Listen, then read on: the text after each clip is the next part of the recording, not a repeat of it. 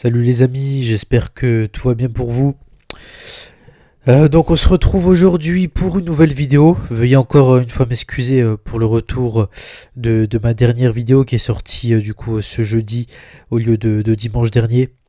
Mais j'ai eu un empêchement et après avec la semaine qui commence c'est compliqué de trouver du temps. Mais je me suis débrouillé pour vous la sortir quand même jeudi matin. Donc voilà. Après aujourd'hui pas de retard, on est dimanche. La vidéo est là, comme presque tout le temps.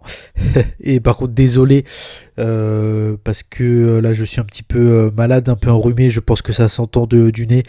Donc, je vais essayer d'être intelligible pour que vous puissiez me comprendre le mieux possible. Donc, aujourd'hui, on va faire le bilan de la semaine 6 de l'expérience sociale.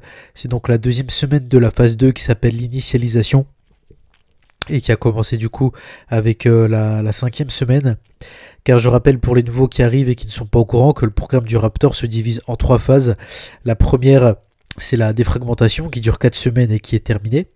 La deuxième phase qui est l'initialisation et qui dure 4 semaines aussi. On est en plein dedans là puisqu'on en est à la sixième semaine du programme. Et enfin il y aura la dernière phase qui sera au mois de mars et qui englobera la semaine 9, 10, 11 et 12.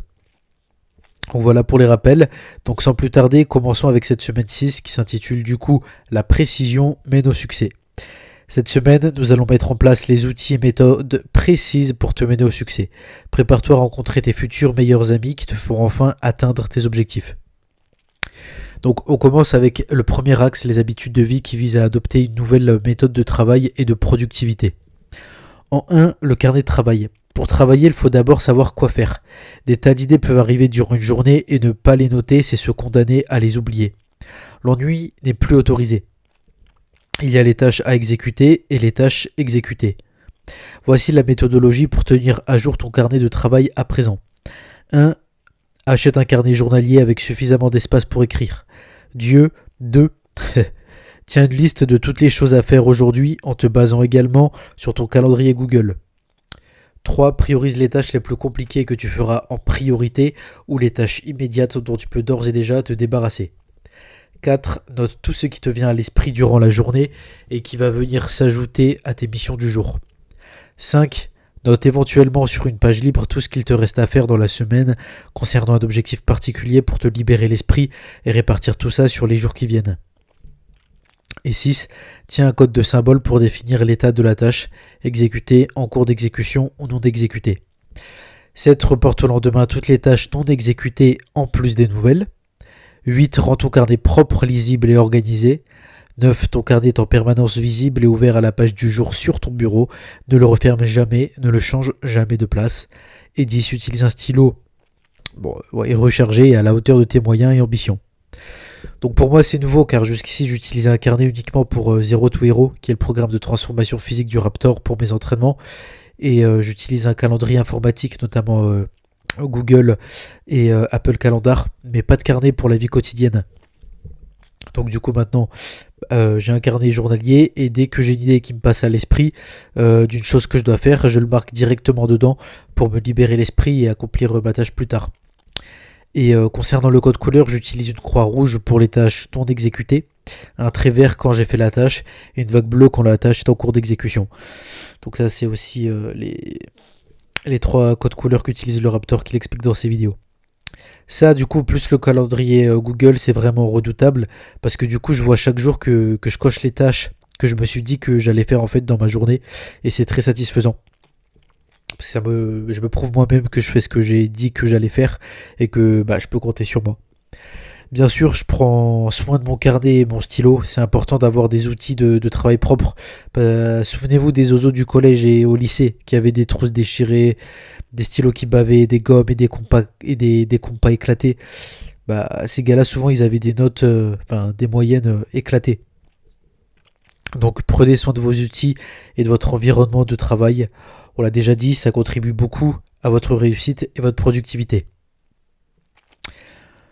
En 2, sessions de travail productives. Travailler doit devenir une habitude quotidienne. Cela n'arrivera pas si tu ne ritualises pas le processus. Tu dois convaincre ton cerveau pour qu'il accepte de ne plus faire aucun effort pour entraver ta volonté lorsque tu dois commencer une session de travail. Voilà comment. 1. Comme vu précédemment, tiens un carnet et note dedans tout ce que tu dois faire jour après jour, que ce soit au niveau pro comme personnel. 2. Fixe des horaires pour chaque tâche dans un calendrier Google. 3. Crée de routine d'ancrage pour démarrer ta session de travail. Tu dois savoir l'événement qui le précède, l'habitude qui la déclenche, l'habitude qui la récompense et l'événement qui la succède. Par exemple, session de travail après m'être promené, café, session de travail. Enfin, tu prends le café avant, tu fais ta session de travail, la récompense c'est la barre protéinée plus le téléphone, et après tu vas au sport. En 4, coupe toutes les distractions le temps de ta session de travail. Tout ça, on l'a déjà vu dans la phase 1. En 5, respecte la règle des 2 minutes. Fixe-toi un minimum de 2 minutes de travail pour démarrer, puis laisse-toi porter. Tu verras que tu iras jusqu'au bout, car le plus dur était d'entrer dans l'ambiance. Donc là, c'était beaucoup plus facile pour moi, car j'ai pris l'habitude, moi, depuis des mois, de ritualiser mes sessions de travail. Enfin, tous les matins, dès le réveil, j'effectue ma routine matinale. C'est prière, faire mon lit, étirement, douche froide, etc. De toute façon, j'ai fait une vidéo à ce sujet si vous voulez aller la voir. Et quand je l'ai fini, je vais me balader 20 minutes donc en extérieur pour aller voir la lumière du jour, du soleil. Et j'explique dans ma vidéo sur la routine matinale pourquoi. C'est une recommandation du Raptor. Et je termine avec 10 minutes de méditation et un café Raptor Nutrition L-Théanine pour être focus au max avec Berserk et Limitless qui sont des produits aussi pour la concentration de chez Raptor Nutrition. Pour être très productif, focus et voilà. Donc une fois que tout ça c'est fait, ma routine d'ancrage elle est finie et je peux commencer du coup ma session de travail. Souvent je travaille minimum entre 3 et 4 heures le matin, puis quand j'ai fini, ma récompense c'est de manger le midi. Donc bien sûr mon téléphone est toujours en mode don't disturb, ne pas déranger quoi, pour être plongé dans mon travail sans être distrait. D'où l'importance de désactiver et désinstaller plein d'applis qu'on a effectuées déjà dans la phase 1. Donc je travaille aussi pour vous tenir au courant, voilà, comme ça vous savez, en méthode Pomodoro, 25 minutes intensives et 5 minutes de repos. Et je fais 6 à 8 sessions comme ça le matin.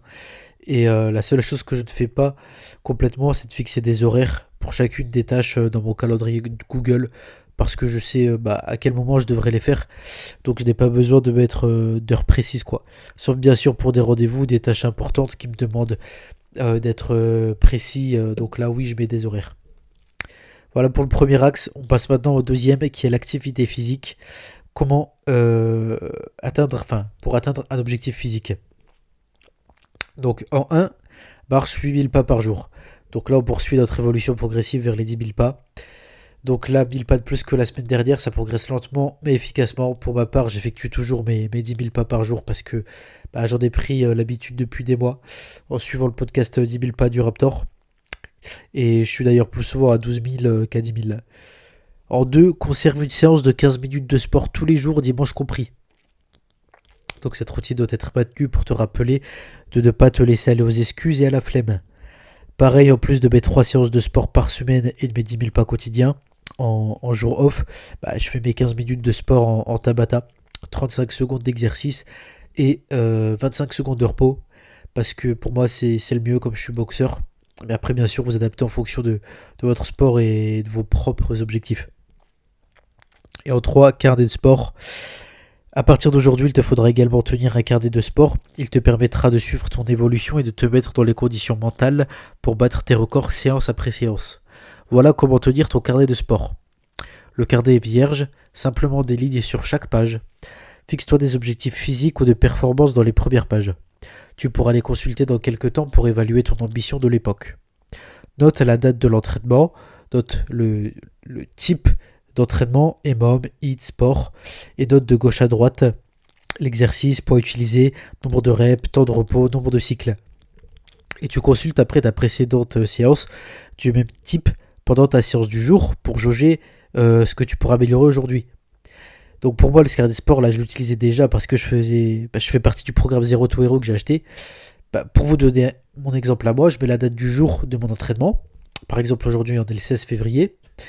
Je mets exercice traction lestée, poids 10 kg, nombre de reps 8, temps de repos 2 minutes, et je fais ça x3 si j'ai des séries ou quoi, vous voyez. Et je compare du coup mes perfs avec ceux de ma séance précédente pour voir si j'ai fait mieux, si je progresse ou pas, et de voir justement que j'ai augmenté mes poids quand je fais des séances de muscu par rapport et mes reps par rapport aux semaines précédentes, c'est très motivant. Ça, je vois que je progresse en temps réel. Voilà les gars, maintenant on passe au troisième grand axe, la nutrition. On ne peut pas gérer ce qu'on ne mesure pas, c'est ultra important. En un, compte tous tes aliments. Il est temps de faire un grand saut de progression et de compter tous tes aliments sur MyFitnessPal. Tu peux rechercher ton plat si tu manges en extérieur. Il va falloir que tu pèses ce que tu manges et que tu comptabilises chaque ingrédient. L'essentiel n'est pas dans l'extrême précision, mais dans la création d'une habitude qui se révélera game changer. Cette étape va te poser de très grandes difficultés, mais elle est nécessaire pour la suite. Donc moi, pareil pour Zero to Hero, du coup je pèse et compte tous mes aliments. Et j'ai sauté le pas. Du coup, c'était la semaine dernière en achetant l'abonnement annuel de MyFitnessPal. Ah non, pardon, c'était cette semaine. Et c'est que 50 € l'année pour payer MyFitnessPal au lieu de 10 € mensuels. Donc je recommande vraiment de l'acheter annuellement avec l'offre qu'ils font. C'est là, très profitable quoi. Et l'appli est vraiment très bien. Et il y a même les derniers produits disponibles pour les scanner. Parce que comme Endurance Infinie de chez Raptor Nutrition qui est sorti il y a même pas un mois, contrairement à d'autres applis que j'avais testé et utilisé comme Fat Secret qui est beaucoup moins bien. Parce que il y a plein de produits qui n'existent pas sur l'appli quoi. Que tu peux pas scanner contrairement à MyFitnessPal. Donc si vous avez un objectif de perte ou de prise de poids, comptez ses calories les gars c'est indispensable. Ainsi que de calculer ses macronutriments, glucides, lipides et protéines. D'ailleurs MyFitnessPal il vous les calcule automatiquement. C'est macronutriments, glucides, lipides, prot. Enfin, il le fait automatiquement dès que vous scannez vos aliments, donc c'est vraiment ultra pratique. Et oui, certes, ça prend un peu de temps pour scanner chaque aliment, mais vous êtes vraiment, je vous dis, rétribué à la hauteur de votre implication, puisque en faisant ça chaque jour, vous boostez vraiment votre progression par rapport à un gars muscu qui ne compte rien. Et je vous en parle même pas pour quelqu'un qui compte pas ses calories, qui mange comme une merde. Donc ça fait vraiment, vraiment la différence. Moi, je le vois sur mon physique, les gars. Parce que si vous allez sur mon compte Instagram, j'ai mis le lien en description, dans mes stories à la une, vous pouvez voir un petit peu mon physique. Je pense que je mets quand même beaucoup de gens d'accord. Et ça continue, je suis loin d'être à mon prime. En deux, prépare ta gamelle 2 fois cette semaine, une fois de plus que la semaine dernière. Choisis à ta convenance les jours que tu préfères. Bon, là, c'est extrêmement facile. Moi, je me fais à bouffer midi et soir. Donc, ça fait partie de ma vie de faire ma propre bouffe. Et puis, c'est très important, les gars. C'est vraiment ce qu'on mange et des aliments qu'on a choisis, qu'on aime et qui sont bons pour nous, pour l'atteinte de notre objectif propre. On a acheté nos ingrédients en amont. Donc, ça nous permet aussi de prévoir, de s'organiser. Et ça permet d'améliorer ses qualités de cuistot aussi. Donc, moi, vraiment, je vous conseille même de préparer votre bouffe tous les jours, quoi. Beaucoup plus que 2 fois. Enfin, le quatrième axe, le dernier, c'est le mental et la discipline. En un, la discipline, c'est faire ce qu'il faut faire, qu'on en ait envie ou pas. Rares sont les occasions portées par la motivation instantanée. On ne peut pas décemment compter sur une source aussi éphémère, changeante et volatile. La discipline, c'est ce qui prend le relais 99% du temps parce qu'on sait ce qu'on doit faire et qu'on a mis en place des méthodes efficaces, pratiques et précises pour faciliter l'exécution des tâches et maximiser notre productivité. Il n'y a pas besoin d'aimer, d'apprécier, d'avoir envie de faire ce qui doit être fait. Seul compte le résultat. Ça, c'est la chose peut-être la plus importante pour la réussite. Les habitudes de vie saines transformées en discipline. Moi, tous les jours, je n'ai pas envie de faire une douche froide, d'aller marcher 10 000 pas, de faire des séances de sport où je me tue parce que je me donne à 100%. Mais je le fais parce que je sais que j'adore les résultats que ces choses m'apportent. Et je me donne jamais le choix. J'applique, je sais que c'est la bonne chose à faire et puis c'est tout. Je ne me trouve jamais d'excuses pour m'expliquer pourquoi j'ai pas fait une chose. Si je l'ai pas fait, c'est que j'ai pas été à la hauteur, c'est tout. Je ne me mens pas moi-même. Ça, c'est très important, les gars, la discipline. En deux, la discipline est un muscle. Comme tous les muscles, la discipline doit être sollicitée régulièrement pour se conserver. La réalité, c'est que c'est le cas de toutes les belles choses dans la vie. Vous devez les entretenir pour les conserver. C'est comme votre couple. La vie est ingrate et ne vous doit rien. Il faut aller provoquer votre croissance dans la vie comme vous devez provoquer une croissance musculaire. Bah oui, la vie c'est de la répétition. C'est chaque jour faire les bonnes choses qu'il faut faire et les répéter inlassablement et éviter les mauvaises choses chaque jour également. Et le répéter tous les jours, on s'en fout que vous en ayez pas envie, on s'en fout royalement. Personne n'en a rien à foutre. Vous faites ce qu'il faut faire et vous évitez ce qu'il ne faut pas faire chaque jour de votre vie. Et au bout, vous allez creuser l'écart comme des porcs et vous serez vraiment gracieusement récompensé. Dieu vous le rendra en fois 1000. Aidez-vous et le ciel vous aidera, comme dit l'adage. Et en 3, progresser est redondant. Un boxeur répète des directs et des crochets toute sa vie, il n'invente pas des coups ou des combos chaque semaine pour se donner envie d'aller s'entraîner. En musculation, on répète le même mouvement séance après séance jusqu'à maîtrise totale et augmentation du poids. La réussite n'est pas bien différente, elle consiste à répéter ce qui marche et en tirer les bénéfices. On ne s'amuse pas particulièrement sur la route, mais la destination, par sa rareté, est exceptionnelle. Voilà. Donc c'est ce que je vous disais juste avant, mais la raison qui fait que la majorité des hommes ne le font pas, c'est que c'est répétitif, donc redondant, donc ennuyant. Ils ne comprennent pas qu'en fait on s'en fout que ce soit ennuyant, redondant, parce que ce qui compte c'est les résultats de ces pratiques répétitives et quotidiennes qui nous intéressent. On va pas arrêter quelque chose qui est excellent pour nous uniquement parce qu'on n'en a pas envie à cause de l'ennui.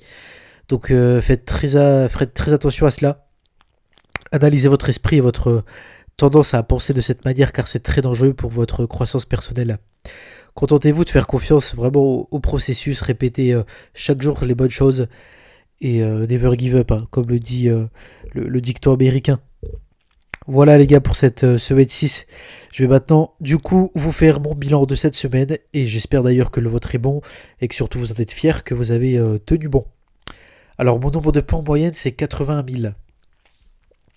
Oui parce que c'est plus que 10 000 par jour, mais en fait hier j'ai fait 19 600 pas parce que j'ai très bien mangé, mais que des choses saines et tout, mais en grosse quantité. Je crois que j'étais à 6 000 calories. Donc là, il a fallu beaucoup marcher pour faire passer. Donc voilà, grosse semaine de pas. Heure passée sur les jeux vidéo, 0. Heure passée sur YouTube et Twitch. Bon, Twitch 0 puisque je n'utilise pas YouTube, 30 minutes par jour. Nombre de FAP sur du porno et sans porno. Donc le FAP, c'est la branlette. Hein. Pour ceux qui sont toujours pas à jour, 0. Nombre de verres d'alcool consommés, 0. Argent dépensé sur Uber Eats, Deliveroo, 0. Argent dépensé sur les jeux vidéo, 0, puisque je ne joue pas aux jeux vidéo. Argent dépensé pour de l'alcool, 0. Donc vous voyez que moi je tiens mes 10 000 pas par jour et plus, puisque je suis à plus de 70 000, et que ma consommation de vidéos YouTube est conforme à mon objectif que je me suis fixé, qui est de max 40 minutes par jour. Voilà les amis, merci de m'avoir écouté jusqu'ici.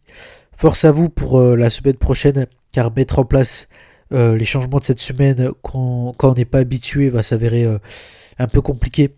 C'est le cas pour l'instauration de toute nouvelle habitude, hein, de toute manière. Sachant qu'en plus, là, je vous ai sorti la précédente vidéo jeudi, donc ça fait beaucoup d'un coup.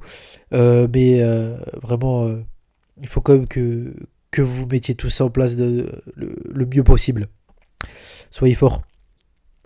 Et tant mieux, de toute façon, on fait l'expérience sociale pour ça, pour nous élever, nous rendre des hommes meilleurs dans tous les aspects de nos vies. Voilà, on se retrouve dimanche prochain, du coup, pour la 3e semaine de la phase 2, l'initialisation. Et j'en profiterai pour vous dire aussi le résultat de mon match de boxe, puisqu'en fait, je combats un gala à Marseille, samedi prochain, samedi 22. C'est mon 12e combat amateur et mon 2e gala de boxe. Donc voilà, je vous tiendrai au courant, les gars. Grosse semaine pour moi qui s'annonce aussi. Allez, à très vite les amis, merci, et mettez en place correctement et efficacement ces changements de cette semaine 6 et de la semaine 5. Salut les gars.